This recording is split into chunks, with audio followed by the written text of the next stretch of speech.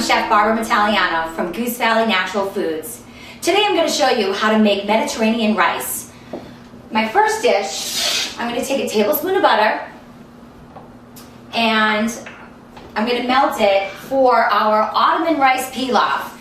I've melted here a tablespoon of butter and I'm going to take a cup of golden raisins and I'm just going to rehydrate them in the tablespoon of butter for a quick minute. Just give them a stir. And then I peeled and sauteed one eggplant that I'm going to add to that. And then I also chopped up a half an onion and sauteed it. So I'm going to add to the golden raisins the onion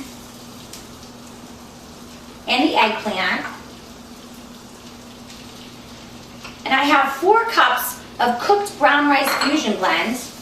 That I added a cup of toasted pine nuts and a cup of pistachio nuts. If you're allergic to nuts, you can leave them out. That's okay.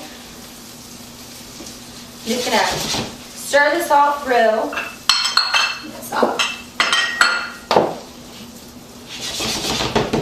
And then to this, I'm gonna add the brown rice with the pistachios and pine nuts right inside. I'm gonna mix it all together. And then I'm going to season it with some allspice, some cinnamon, some salt and pepper.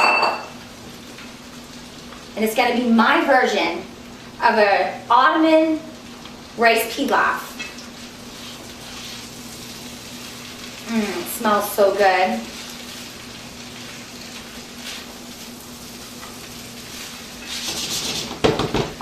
Just let that heat through.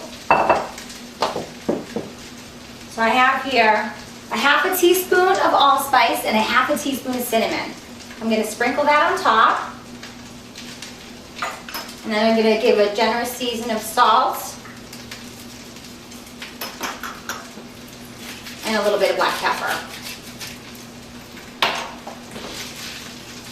And I just have this heat on, medium.